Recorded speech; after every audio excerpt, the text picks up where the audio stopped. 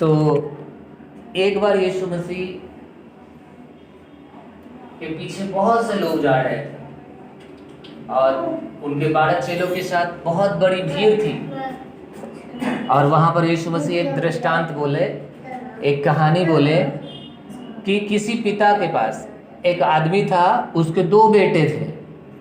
पहले बेटे को वो बुलाता है और कहता है, बेटा खेत में जाओ और इस काम को करो।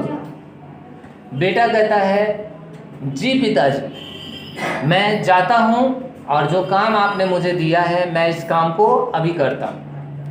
ऐसा कह के वो घर से बाहर निकल गया, लेकिन खेत में काम करने नहीं गया।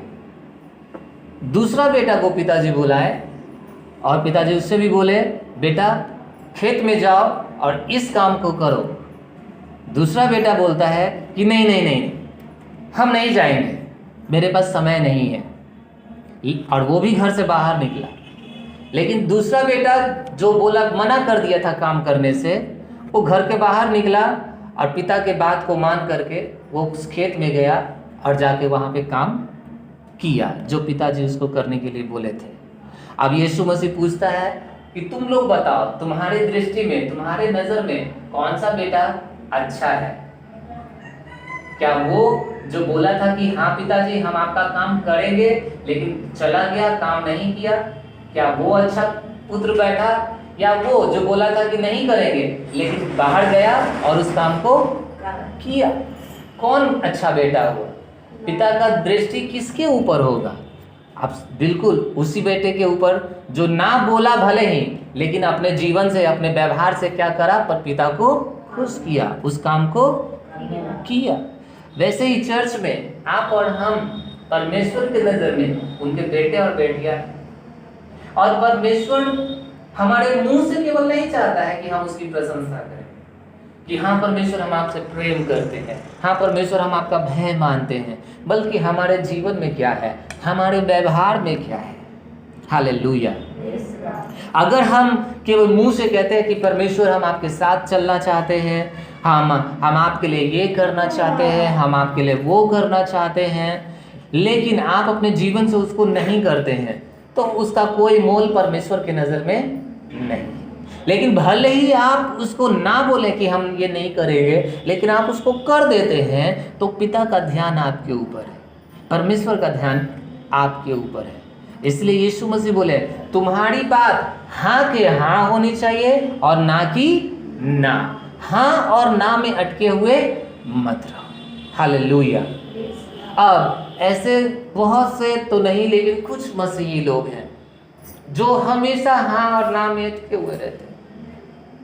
उनको पता है कि परमेश्वर का वचन सर्वोपरि है, परमेश्वर का वचन सबसे पहले स्थान पर रखना है। उनको मालूम है कि चर्च में होने वाला हर एक गतिविधि, हर एक काम उन्हीं के जीवन को आशीष देगा, उन्हीं के जीवन को, आपके ही जीवन को बढ़ाएगा, लेकिन फिर भी वो परमेश्वर की सलाह को नहीं मानते हैं। हालेलुया। बाइबल कहती है, नीति वचन एक किताब है बाइबल में, और 4 अध्याय में बाइबल वहाँ पर कहता है, हे मेरे पुत्र पिता की शिक्षा को ध्यान से सुन।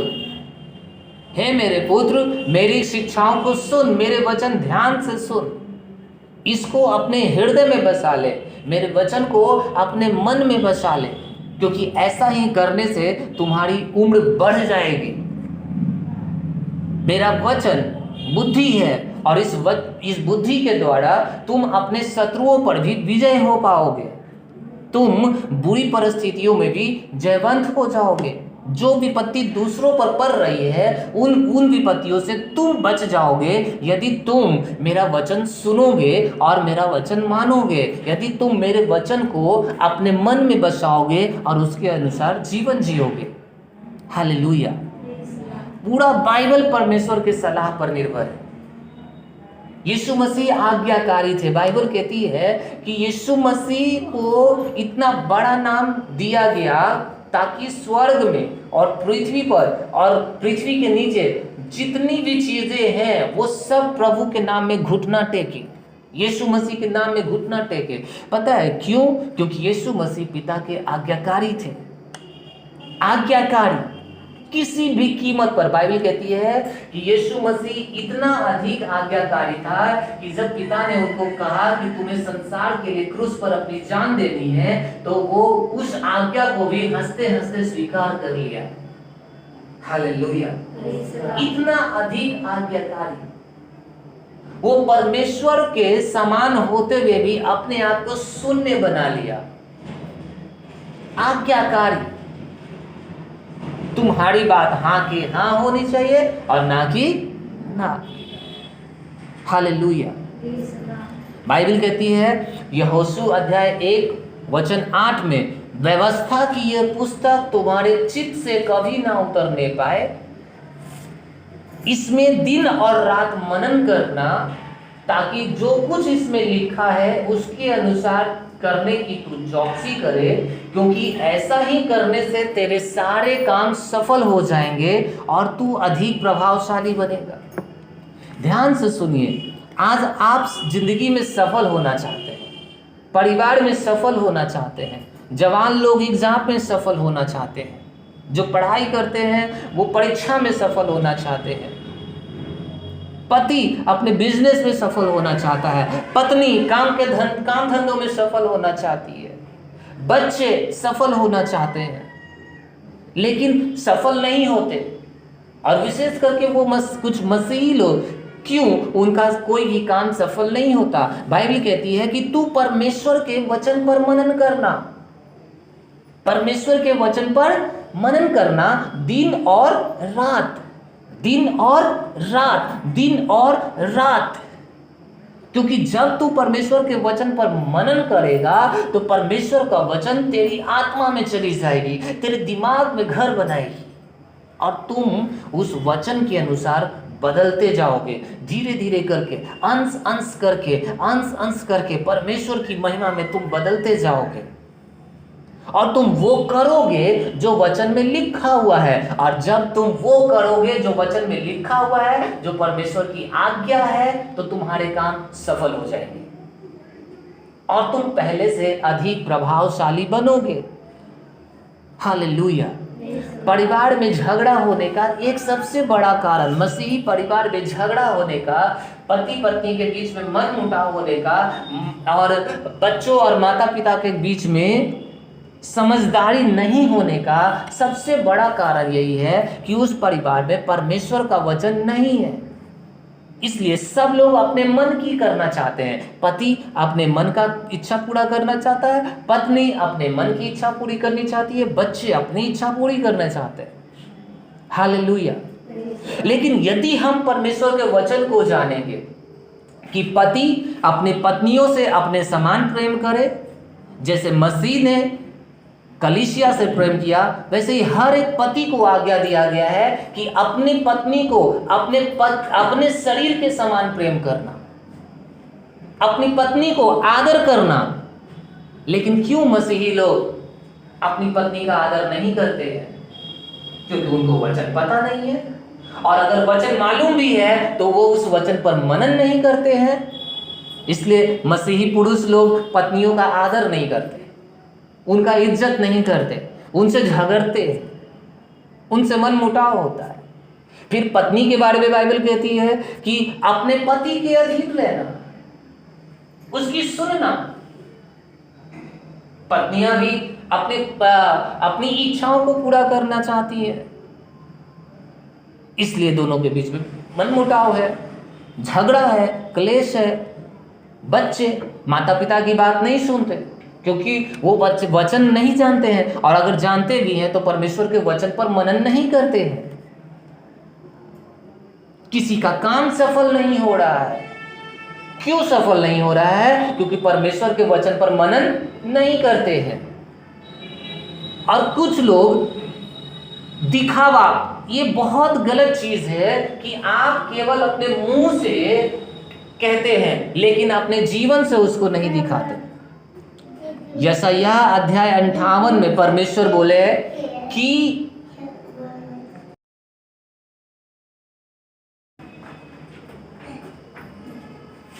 बाइबल यशायाह के पुस्तक 58 अध्याय में कहते हैं, परमेश्वर कहता है कि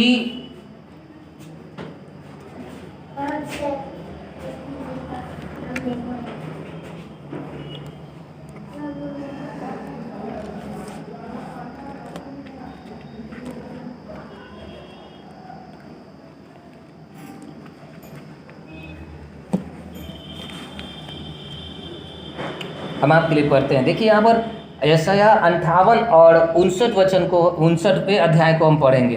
पहला वचन से यह लिखा है, सुनो, यहोवा का हाथ ऐसा छोटा नहीं हो गया कि उद्धार न कर सके, न वह ऐसा बहरा हो गया है कि सुन ना सके, परंतु तुम्हारे अधर्म के कामों ने तुमको तुम्हारे परमेश्वर से अलग कर दिया है और तुम्हारे पापों के कारण उसका मुंह तुमसे छिपा हुआ है।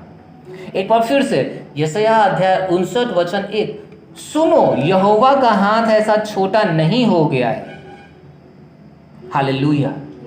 आपको पता है, अब लोग ऐसे ही बात करते हैं कि परमेश्वर का मेरे ऊपर कोई ध्यान नहीं है, परमेश्वर मेरे ऊपर कुछ देख नहीं रहा है। लेकिन परमेश्वर आपसे और हमसे कुछ कहना चाहता है। वो कहता है, सुनो, यहोवा का हाथ ऐसा छोटा नहीं हो गया है कि वो उद्धार ना कर सके, वो आपको बचा ना सके, वो लड़ाई झगड़े को मिटा ना सके, वो बिजनेस को बढ़ा ना सके। ऐसा छोटा हाथ नहीं है हमारे परमेश्वर का। लेकिन न वो ऐसा बहरा हो गया है कि वो तुम्हारी प्रार्थना सुन न सके, परंतु तुम्हारे अधर्म के कामों ने तुमको तुम्हारे परमेश्वर से अलग कर दिया है और तुम्हारे पापों के कारण उसका मुंह तुमसे छिपा हुआ है, इस प्रकार से कि वो तुम्हारी नहीं सुनता। अधर्म के काम और तुम्हारे पाप। अब ऐसे मसीह हैं जो गुप्त रूप में छुपे हुए पाप करते हैं, उनके मुंह पर वो परमेश्वर की महिमा है, लेकिन हृदय में कुछ और रखते हैं। और जब सच्चाई उन पर प्रकट होता है तो बुरा मान जाते हैं। लेकिन पवित्र आत्मा से हम सबको हिम्मत मांगना चाहिए कि हम अपनी अपनी गलती को स्वीकार कर सके, अपनी गलती को मान सके और उस गलती को छोड़ सके, बुरा मानने के बजाय। हालेलुया। और पवित्र आत्मा आप सबकी सहायता करे। मेरी ये प्रार्थना है आज।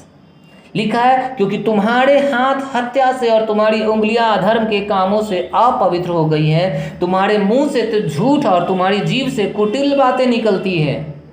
वो तुम्हारा कहता है, तुम्हारे मुंह से क्या निकलता है? अपवित्र बात, झूठी बातें निकलती हैं। तुम्हारी जीभ से कुटिल बातें निकलती हैं, यानी कपट की बातें, छल की बातें। तुम जो बोलते हो वो सच नहीं होता है।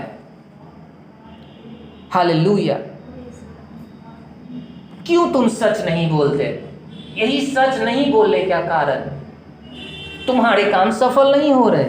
और तुम सच कब तक नहीं बोलोगे? जब तक तुम वचन को मनन नहीं करने लगो, वचन को मनन ना करने लगो। मनन करने का मतलब क्या होता है? बार बार बार बार बार बार वचन को सुनना, एक ही वचन को बार बार सुनना, बार बार पढ़ना, बार बार पढ़ना। हालेलुया। वचन को बार बार सुनना, बार बार पढ़ना, बोल बोल कर एक ही वचन को।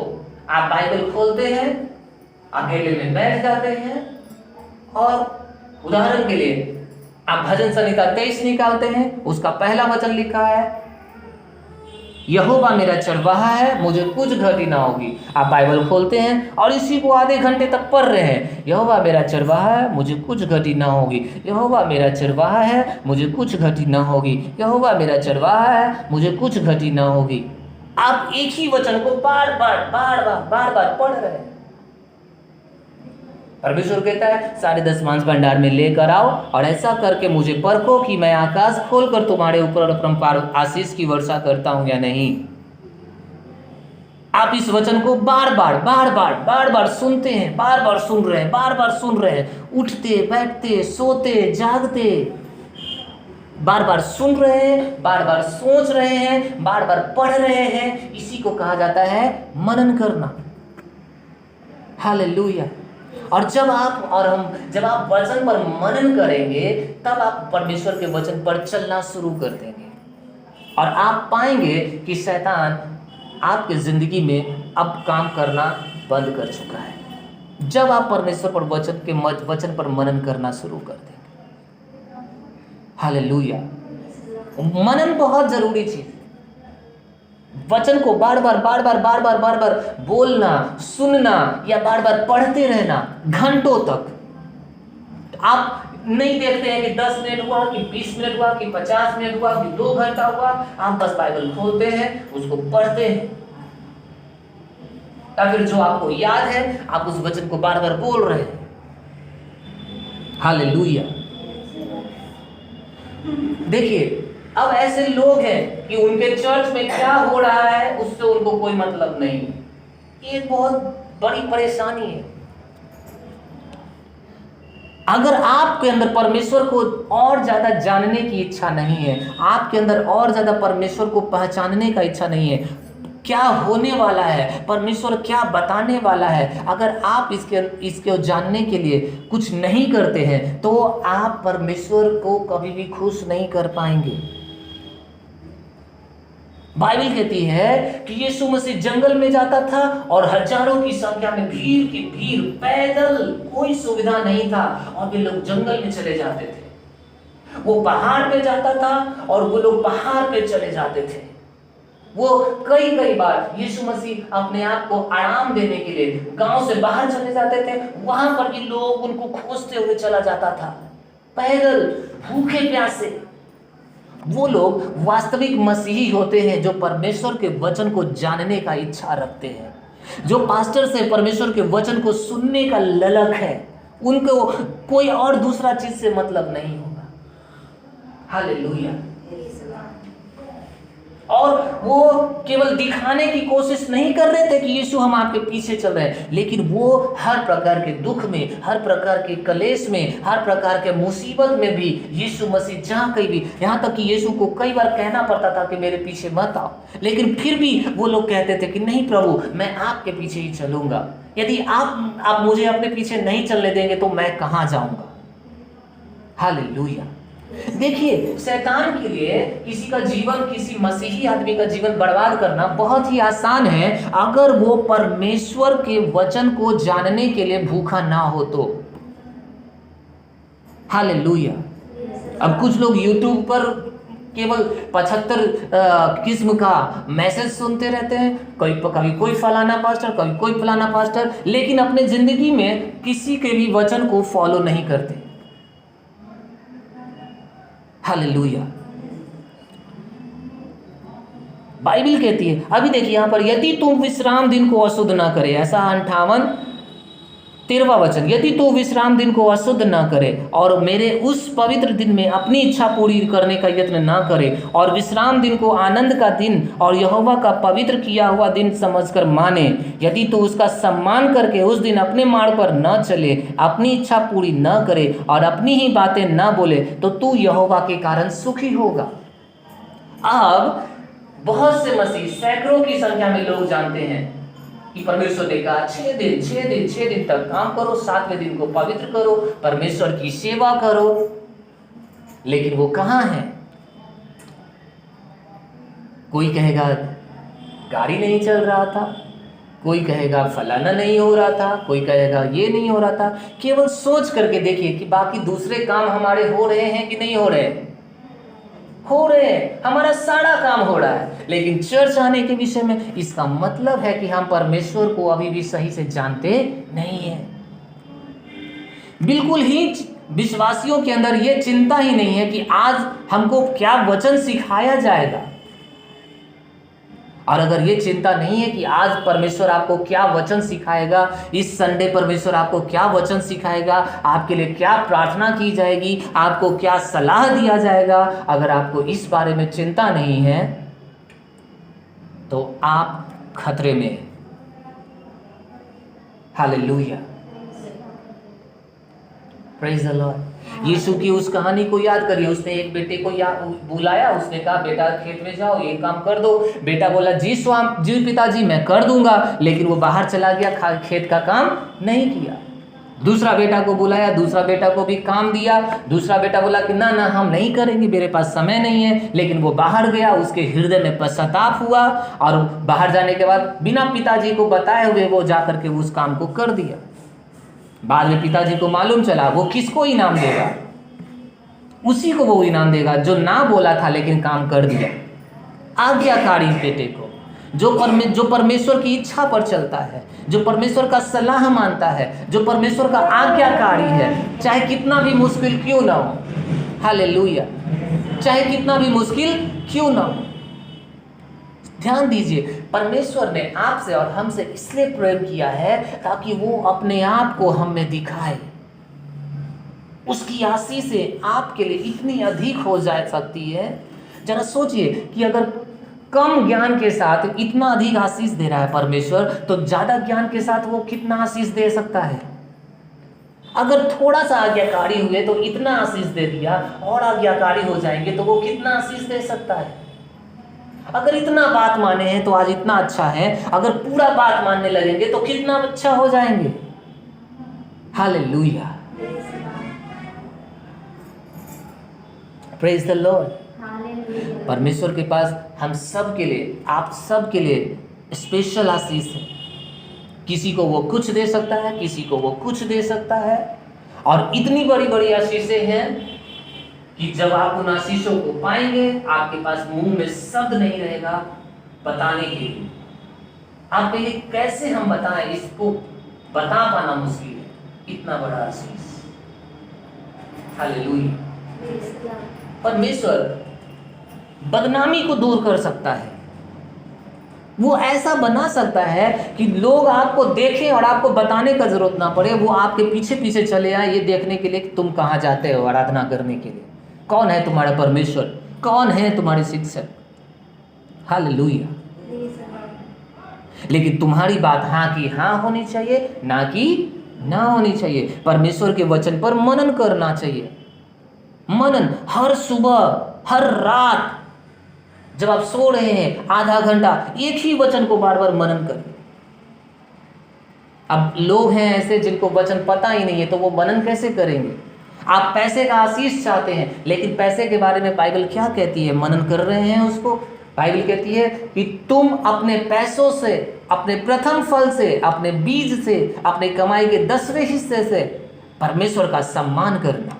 ऐसा करने से तुम्हारे खत्ते भरे पूरे रहेंगे। परमेश्वर की खिड़कियां खोलकर तुम्हें आशीष देगा। आपको क्या करना है, आपको इस वचन को कहाँ लिखा है बाइबल में, उसको खोजना है, उसको बार बार पढ़ना है, बार बार पढ़ना है। हर रात आधा घंटा, जब सोने जा रहे हैं सोने से पहले पढ़ना है, जब आप सोकर उठ रहे हैं उसको पढ़ना है, दिन भर सोचते रहना है। तब आप आजाद हो पाएंगे इन कामों को करने के। हालेलुया। बाइबल कहती है तुम्हारे शत्रु एक रास्ते से आएंगे और 7 रास्तों से होकर भाग जाएंगे।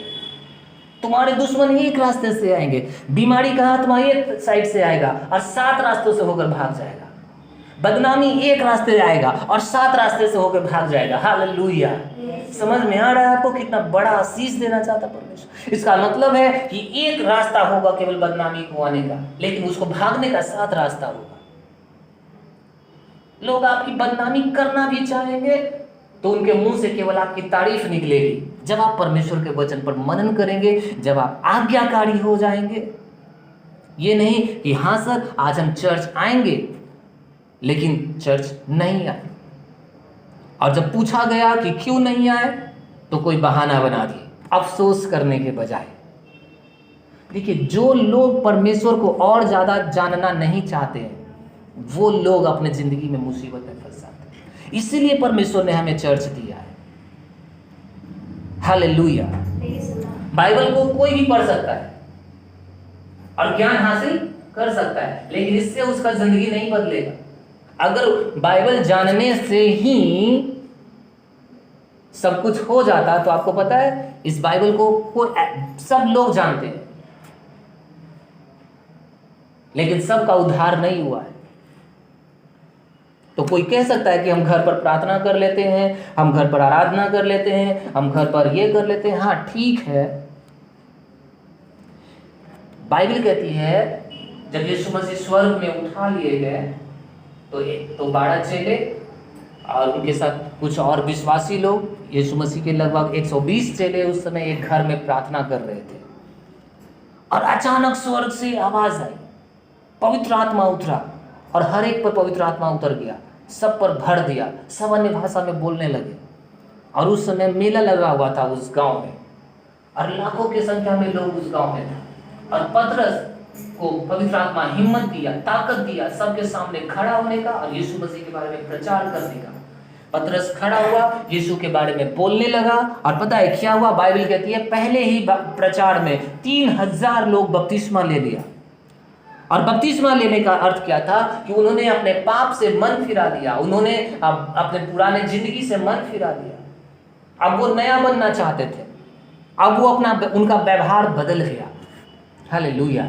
और उनके अंदर कुछ आदत, नया आदत आ गया। पता है क्या? वो पहला आदत था प्रार्थना करने का आदत, वचन सीखने का आदत। बाइबल कहती है वो प्रेरितों से शिक्षा पाने के लिए आते थे, वो प्रेरितों से शिक्षा पाने में लौलीन रहे। प्रेरितों से, समझ रहे हैं आप? हमारे जिंदगी में एक अगुवे का होना बहुत ज्यादा जरूरी होता है। और हर एक व्यक्ति अगर अपने अगुवे का बात मानेगा, हाँ के हाँ और ना के ना करके, तो उस व्यक्ति को थोड़े समय के लिए तकलीफ हो सकता है, लेकिन वो जिंदगी में बहुत ऊंचा उठे। अगर वो उस अगुवे का बात माने तब भी जब मानने के लायक नहीं है और उसकी अधीन रहे। हालेलुया। ये ना सोचे कि मेरा अगुआ हमसे क्या करने के लिए कह रहा है। और आज आप सबको ये बात समझने का जरूरत है, आपके चर्च में क्या हो रहा है, क्या होने वाला है, आपको मालूम होना चाहिए। अगर नहीं मालूम है तो आप मुसीबत में हैं। हालेलुया। परमेश्वर का वचन साफ साफ हम सबको चेतावनी देता है कि अंत के दिनों में ऐसा होगा कि बहुत से लोगों का प्रेम ठंडा पड़ जाएगा, बहुत से विश्वासियों का प्रेम ठंडा हो जाएगा, बहुत से विश्वासियों का प्रेम ठंडा हो जाएगा। वो मुंह से तो आदर करेंगे लेकिन वो अपने जीवन से कोई आदर नहीं करेंगे। लेकिन आप और हम धन्य हैं कि परमेश्वर ने हमें सुरक्षित रखा है। वो माता पिता की आज्ञा ना मानने वाले हो जाएंगे। Praise the Lord. वो झूठ बोलने वाले हो जाएंगे, पियक्कड़ हो जाएंगे, व्यभिचारी हो जाएंगे, गलत कामों में मन लगाने वाले हो जाएंगे। अपने जिंदगी में शैतान को घुसने मत दीजिए, अपने जिंदगी में असफलता को घुसने मत दीजिए, गरीबी को घुसने मत दीजिए, बीमारी को घुसने मत दीजिए। पवित्र आत्मा आप सब के अंदर रहता है। आज से परमेश्वर का वचन पर मनन करना शुरू कर देना है।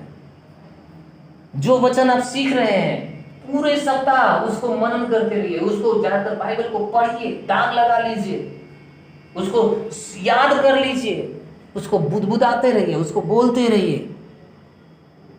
ये तभी आप मसीह में तेजी से आगे बढ़ सकते हैं, वचन पर करने वाले बन सकते हैं। हालेलुया। परमेश्वर को झूठ से नफरत है। मूसा को जब 10 आज्ञा दिए थे परमेश्वर, उसमें से पहला एक आज्ञा था झूठ मत बोलना, झूठी गवाही मत देना। एक और आज्ञा था उसमें चोरी मत करना। एक और आज्ञा था लालच मत करना, किसी की पत्नी का लालच मत करना, किसी के धन संपत्ति का लालच मत करना, किसी के पति का लालच मत करना, किसी के पद प्रतिष्ठा का लालच मत करना। आपको पता है ऐसे मसीही हैं जो दूसरों को देते हैं तो वो छल और कपट के साथ दूसरों की चीजें अपनाना चाहते हैं। परमेश्वर कहता है लालच मत करना, क्योंकि लालच में पड़कर बहुतों ने अपने आप को पाप में गिरा लिया है और उनके जीवन में अपने आप को दुख से छलनी कर दिया है। लेकिन आप वचन को जानेंगे, वचन पर मनन करेंगे, तभी ऐसा हो पाएगा ना, आप आजाद हो पाएंगे। हालेलुया। कोई भी, चाहे आपको पढ़ना नहीं आता है, पढ़ना सीखना पड़ेगा। हालेलुया। आपके पास बाइबल होना चाहिए, आपके पास गाने होने चाहिए, आपके पास प्रार्थना करने का समय होना चाहिए, मनन करने का समय होना चाहिए। हालेलुया। पिता को खुश करने के लिए आप क्या करते हैं? कौन सा काम आप ऐसा कर रहे हैं जिससे परमेश्वर आपसे खुश हो? अपने आप से पूछना है। Hallelujah, hallelujah. परमेश्वर आप सबको आशीष दे। हम लोग अभी प्रार्थना करेंगे और याद रखिए कि परमेश्वर का वचन ही है जो हमारे जीवन को बदलता है। परमेश्वर के पास और कोई दूसरा चीज नहीं है जिसके द्वारा वो आशीष देंगे। जितना अधिक आप वचन पर मनन करेंगे, जितना अधिक आप वचन का पालन करेंगे, जितना अधिक आप आज्ञाकारी बनेंगे, उतना ही अधिक। एक छोटा सा आज्ञा, बाइबल कहती है कि परमेश्वर आदम का वाटिका बनाया, उसमें आदम को रख दिया, हव्वा को रख दिया और परमेश्वर बोला कि सब तुम्हारा है, सब तुम्हारा है, जो चाहते हो जो खाओ, लेकिन एक फल, पेड़ का फल मत खाना। और शैतान आया और वही काम करवा दिया जिससे परमेश्वर मना किया। समझ रहे हैं? और एक छोटा सा आज्ञा नहीं मानने के कारण क्या हो गया? अब आदम और हव्वा परमेश्वर से दूर हो गया, उसके जिंदगी में श्राप आ गया। एक छोटा सा आज्ञा नहीं मानने के कारण। आपको पता है आज हम में से बहुत सारे लोग परमेश्वर की बहुत सारी आज्ञाओं को हर दिन तोड़ते, हर दिन आज्ञा नहीं मानते, लेकिन फिर भी परमेश्वर दयालु है, परमेश्वर अनुग्रहकारी परमेश्वर है। वो यीशु मसीह के द्वारा हमसे मेल मिलाप रखता है। लेकिन हमारा काम क्या है? क्या हर बार हम परमेश्वर को दुखी करते रहें? क्या हर बार हम परमेश्वर को निराश करते रहें? नहीं, हमें ऐसा होना है कि हमारे पिता जब हमें देखें वो हम पर गर्व करें, कहें, वो कहें कि देखो विश्वासी हो तो इसके जैसा। हालेलुया। ये निष्कपट मन से मुझसे प्रेम करता है, विश्वासी हो तो इसके जैसा, मसीही हो तो इसके जैसा। ऐसा बन जाइए कि परमेश्वर आपके बारे में बात करे। बाइबल कहती है यूहन्ना बपतिस्मा देने वाला था, जो यीशु मसीह के पहले आए थे दुनिया में, उनके बारे में यीशु मसीह बोले कि पूरी दुनिया में यूहन्ना बपतिस्मा देने वाले से महान कोई भविष्यवक्ता नहीं हुआ है। दाऊद राजा के बारे में परमेश्वर बोले कि दाऊद एक ऐसा व्यक्ति है जो मेरे हृदय के करीब रहता है। अब्राहम के बारे में परमेश्वर बोले अब्राहम मेरा दोस्त है। यूहन्ना के बारे में परमेश्वर बोले यूहन्ना मैं तुमसे प्रेम करता हूं। पता है क्यों? ये सब लोग दूसरे विश्वासियों से अलग थे। ये परमेश्वर के लिए 100% समर्पित थे। जब परमेश्वर कहता था चलो तो ये बिना सोचे चले जाते थे। जब परमेश्वर कहता था अपना सब कुछ छोड़ के मेरे पीछे चलो, कोई चिंता नहीं कि हम क्या छोड़ रहे हैं, कोई चिंता नहीं कि मेरा भविष्य का क्या होगा, मेरे परिवार का क्या होगा। और इन सब लोगों के बारे में परमेश्वर गवाही देता है बाइबल में। आप सबको भी एक ऐसा ही व्यक्ति होना चाहिए कि परमेश्वर जब स्वर्ग में बैठा हुआ है वो बोले कि देखो फलाना, उसके जैसा कोई दूसरा नहीं है। आपको पता है हर एक विश्वासी के अंदर कुछ ना कुछ उपहार है। आपके अंदर कुछ ना कुछ उपहार है, कुछ गिफ्ट है। किसी को आत्मा जीतने का, किसी को प्रचार करने का, किसी को बुक बांटने का, किसी को साफ सफाई करने का, ये सब उपहार है जो परमेश्वर दिया है। किसी को भेंट देने का, पैसे से चर्च का मदद करने का, ये सब भेंट, ये सब उपहार है। अपने उपहार को पहचानिए और उस उपहार से परमेश्वर के राज्य को बढ़ाने में लग जाइए और परमेश्वर को कहने दीजिए कि आपके जैसा विश्वासी योग्य कोई नहीं है। हालेलुया। आपके जैसा वफादार कोई नहीं है। Praise the Lord. सुनिए, परमेश्वर से कुछ मांगने के बजाय परमेश्वर को देना शुरू कीजिए। हालेलुया। आपको पता है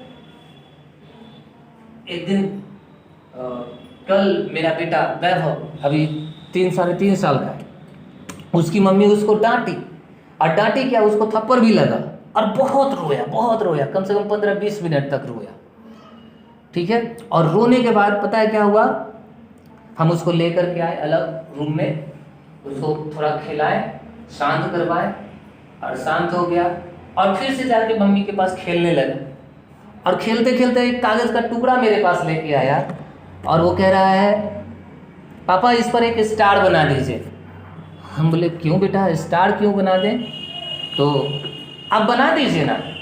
हम उसको बना दिए, फिर बन गया। तो उसके बाद हम उससे पूछे बेटा क्यों स्टार बनवा रहा है? तो वो कहता है कि हम रूम में साट देंगे, तो जब हम रूम में साटेंगे तो मम्मी उसको देखेगी तो खुश हो जाएगी। हालेलुया। सुन रहे हैं आप? एक छोटा बच्चा जो मम्मी से पिटाया है, रोया है, उसका आवाज कम से कम अगल बगल का मतलब 2-3 घर के अंदर गया, इतना रोया। और वो बात क्या कर रहा है, हम ये काम करेंगे तो मम्मी खुश। मेरा हृदय उस समय आपको पता है एकदम जैसे पिघल गया, एकदम लगा अरे बेटा। अब उससे बोले आप कुछ चाहिए बेटा, कुछ चाहिए तो बोलो। वो कुछ मांग नहीं रहा था, लेकिन हम उससे खुद पूछे कुछ चाहिए तो बोलो। आपको पता है जब हम सब इतने ये हो सकते हैं, हमारे स्वर्गीय पिता कितने ज्यादा द्रवीभूत हो जाएंगे। इसलिए केवल मुंह से हालेलुया परमेश्वर, हालेलुया परमेश्वर अपने नहीं, अब अपने जीवन से भी करना है। मुंह से तो करना अच्छा है ही, अब अपने जीवन से कुछ ऐसा करें कि परमेश्वर करे वाह मेरा बेटा, इतना छोटा हो तुम, इतना उम्र में छोटा, इतना मसीहत में छोटा, लेकिन फिर भी मेरा दिल जीत लिया। अब बताओ तुमको क्या चाहिए। समझ रहे हैं आप? हालेलुया। और वो झूठ बोलने से नहीं होगा, वो चोरी करने से नहीं होगा, वो लालच करने से नहीं होगा, वो केवल अपने फायदे के लिए जिंदगी जीने से नहीं होगा। वो तब होगा जब आपके अंदर इच्छा होगा कि आप और ज़्यादा परमेश्वर को जाने, आप और ज़्यादा परमेश्वर की मर्जी को जाने कि परमेश्वर आपसे क्या चाहता है, आपके परिवार से क्या चाहता है, आपके पड़ोसी से क्या चाहता है। क्या कभी ये जानने का कोशिश करें कि परमेश्वर आप मुझसे क्या चाहते हो? जिस दिन आप ये जानने के पीछे लग जाएंगे, समय लगेगा, महीना, दिन, 2 महीना, 6 महीना, 6 साल, 10 साल लग सकता है, लेकिन जब आप जान जाएंगे, हालेलुया, परमेश्वर आपसे पूछेगा बेटा क्या चाहिए। दूसरा इतिहास 1 अध्याय में सुलेमान नाम का एक व्यक्ति था। ये राजा दाऊद का बेटा था, और परमेश्वर दाऊद राजा से बोले थे कि दाऊद तुमने मुझे प्रसन्न किया है, इसलिए मैं तुम्हारे वंश को आशीष दूंगा, तुम्हारे वंश में केवल राजा ही पैदा होंगे। अभी परमेश्वर बोल दिया था दाऊद को, लेकिन इसके बाद पता है क्या करना था? उनके लोगों को मालूम होना चाहिए था ये बात, और दाऊद अपना बेटा को बताया था ये सब बात। तो जब राजा दाऊद का बेटा सुलेमान हुआ, बड़ा सियाना हुआ, वो जब राजगद्दी पर बैठा, तो वो पता है क्या किया? वो भी जानता था कि मेरे पिताजी ने परमेश्वर को कैसे खुश किया है। बाइबल कहती है वो 1000 जोड़ी बैल लाया, बहुत सारा पैसा भेंट के लिए लाया, हजारों हजार की संख्या में। अभी के समय में समझिए तो लाखों रुपया, करोड़ों रुपया वो परमेश्वर को दान में दे दिया, बहुत सारा बलि चढ़ाया। और पता है क्या हुआ? जिस दिन वो ऐसा किया, उसी रात को परमेश्वर सुलेमान के सपने में आए, और परमेश्वर उससे बोले सुलेमान तुम क्या चाहते हो मैं तुम्हारे लिए करूं? तुम क्या चाहते हो मैं तुम्हारे लिए करूं? सुलेमान उससे धन संपत्ति नहीं मांगा। सुलेमान उससे बोला हे मेरे स्वर्गीय पिता, आपने मेरे पिताजी पर, दाऊद पर बहुत बड़ी कृपा की है। आपने उनको राजा बनाया और उनके जगह पर मुझे भी राजा बनाया, और ये जो प्रजा है जो मेरी बात सुनती है, मुझे इस प्रजा को चलाने के लिए बुद्धि दीजिए और ज्ञान दीजिए। परमेश्वर डबल खुश हो गए। परमेश्वर उससे बोले सुलेमान तुमने ना तो सोना चांदी मांगा, ना ही धन संपत्ति मांगा है, और ना ही तुमने अपने दुश्मनों का प्राण मांगा कि मैं तुमको दुश्मनों से बचाऊं, बल्कि तुमने मेरी इच्छा को पूरी करने के लिए बुद्धि और समझ मांगा है। इसलिए बुद्धि और ज्ञान तो तुमको मैं दे ही देता हूं, इसके साथ ही साथ मैं तुमको इतना अधिक आशीष दूंगा, इतना अधिक धन संपत्ति, इतना अधिक इज्जत दूंगा कि तुम्हारे जैसा ना तो कोई राजा तुमसे पहले हुआ है और ना ही कोई राजा तुमसे बाद में होगा। हालेलुया। ये है परमेश्वर का हृदय जीतना, उसका भेंट निष्कपट मन से। वो ये नहीं सोचा कि हम अपने लिए क्या बचाएंगे, वो ये सोचा परमेश्वर आखिर हमसे चाहता क्या है। और आपको पता है वो लाखों रुपया भेंट तो दिया, करोड़ों रुपया भेंट तो दिया, और परमेश्वर से मांगा क्या? बुद्धि, इच्छा। पिता मैं आपकी इच्छा को पूरी कर सकूं, मुझे ज्ञान दीजिए कि मैं आपके रास्ते पर चल सकूं, मैं आपके कामों को कर सकूं। और परमेश्वर बोला कि इस वजह से कि तुमने मेरा काम करना चाहा, मैं तुमको बुद्धि और ज्ञान तो दूंगा, और इतना अधिक धन संपत्ति भी दूंगा कि तुमसे पहले कोई दूसरे राजा के पास नहीं था और ना कभी होगा। और वो राजा सुलेमान पूरी दुनिया का सबसे अमीर राजा बन गया। बाइबल कहती है सुलेमान के समय में सोना का कीमत धूल के समान हो गया। वो बड़ा बड़ा सोना को ढलवा करके, बड़ा बड़ा पत्थर बनवा करके सड़क पर बिछा के रखता था, और कोई उसको छुड़ा के भी नहीं ले जाता था, इतना ज्यादा था। इतना परमेश्वर उसको पैसा दिया। क्या आप कल्पना कर सकते हैं कि परमेश्वर आपका बीज को कितना आशीष दे सकता है, आपके दशमांश को कितना आशीष दे सकता है। हालेलुया। तो कंजूसी होना इसका मतलब है कि हम परमेश्वर को अभी नहीं जानते। झूठे मन से परमेश्वर की प्रशंसा करना, पास्टर के पास आना, पास्टर के पास मैसेज करना केवल दिखावा का नहीं। अगर सच्चा हृदय है, अगर सच्चा प्रेम है तो साबित करेंगे। क्या करेंगे? साबित करेंगे। अगर पास्टर को यकीन नहीं भी है तो आप ऐसा काम करेंगे कि पास्टर यकीन करने लगे, परमेश्वर आप पर यकीन करने लगे। हालेलुया।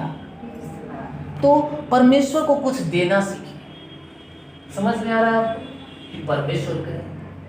हम कल मेरे बेटे को देख करके हमको दंग रह गए, और ये आज पहली बार नहीं था, अक्सर वो ऐसा ही काम करता है जिससे हम दंग हो जाते हैं, और तब मेरे मुंह से उसके लिए आशीष निकलने लगता है। हालेलुया। आप कौन सा ऐसा काम कर रहे हैं जिससे परमेश्वर को आपके लिए आशीष बोलने में रुकना ना पड़े, कि परमेश्वर धराधर आपके लिए आशीष बोलता जाए। हालेलुया। परमेश्वर मांगने वालों से नहीं, उसके हृदय को छूने वालों से प्रसन्न होता है। एक औरत, बाइबल कहती है 12 साल से खून बहने का बीमारी था उसको, इतना बीमार थी कोई डॉक्टर भी उसको इलाज नहीं कर सका। वो अपना सारा पैसा खत्म कर चुकी थी, बहुत अमीर औरत थी, लेकिन वो यीशु के पास गई, वो यीशु मसीह को हृदय को छू ली। बाइबल कहती है वो तो कपड़ा को छुई, कपड़ा को तो छुई, लेकिन उसका मन किसको छू लिया? यीशु मसीह के दिल को छू लिया, वो अपने विश्वास से। और यीशु कहता है कि तुम्हारे विश्वास ने तुमको चंगा कर दिया है, तुम्हारे विश्वास ने तुमको ठीक कर दिया है, अब खुशी से जाओ और दोबारा पाप मत करना। हालेलुया। आप समझ सकते हैं, एक क्षण चर्च में आया हुआ आपका एक क्षण बेकार ना जाए, तो इसके लिए क्या करते हैं? वचन पर मनन। आज पिछले संडे में और आज में आपका क्या फर्क है? आज यहाँ से जाएंगे, अगले संडे जब आप वापस आएंगे तो आप में क्या फर्क रहेगा? कुछ फर्क होना चाहिए, अगर नहीं है तो फर्क पैदा कीजिए। हालेलुया। परमेश्वर की मर्जी को जानने की कोशिश कीजिए, और जब आप पास्टर की मर्जी को जान जाएंगे, आप परमेश्वर की मर्जी को जान पाएंगे। हालेलुया। उसके हृदय को छूने की कोशिश कीजिए, क्या चाहता है परमेश्वर। अब ये मत बताइए कि हाँ परमेश्वर हम ये करना चाहते हैं, नहीं, उससे पूछिए कि परमेश्वर आप क्या चाहते हैं। हाँ पिता, ये कोरोना का समय है, लोग मर रहे हैं, परमेश्वर हमको बचाइए, ये कहने के बजाय ये पूछिए कि पिता आप क्या चाहते हैं। क्या उनसे ये सब छुपा हुआ है? हालेलुया। बाइबल कहती है साफ साफ, तुम्हारे बगल में 1000 दाहिनी और 10,000 गिरेंगे, लेकिन कोई महामारी तुम्हारे नजदीक नहीं आएगा। ये परमेश्वर का इच्छा है।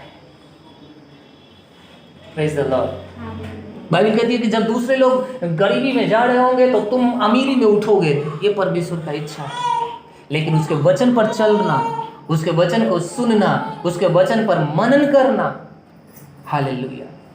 आज हम जो बात कहना चाहते हैं आप सबको, वो यही कि वचन पर मनन करते रहिए, वचन पर मनन करते रहिए। जो बात आपको सिखाया गया है उसको बार बार सुनिए, बार बार पढ़िए, बार बार देखिए। जरूरत पड़ता है तो जो हम सिखा रहे हैं इसका रिकॉर्डिंग हो रहा है, इसका कैसेट बन रहा है, मेमोरी कार्ड पे इसको लेके जाइए। हाँ, जो पैसा खर्च करना पड़े वो उसको खर्च कीजिए। ये सब बनाने में भी पैसा लगता है, इसको खर्च कीजिए। हर रात सोने से पहले इसको सुनिए। हर रात सोने से पहले इसको सुनते रहिए, सुनते सुनते सो जाइए। रास्ता में चलते चलते सुनिए, एक एक मैसेज को बार बार सुनिए, बार बार सुनिए, बार बार सुनिए। हालेलुया। अब एक बार सुन लिए, अब लोगों के अंदर ऐसा होता है, एक बार सुन लेते हैं तो उसके बाद कहानी खत्म, दोबारा नहीं सुनते। क्या हो जाएगा इससे? क्या आप एक बार खाना खाते हैं तो उससे कम से कम 2-4 साल तो चल जाएगा? नहीं चलेगा। 2-4 साल क्या, 2 दिन भी नहीं चलेगा।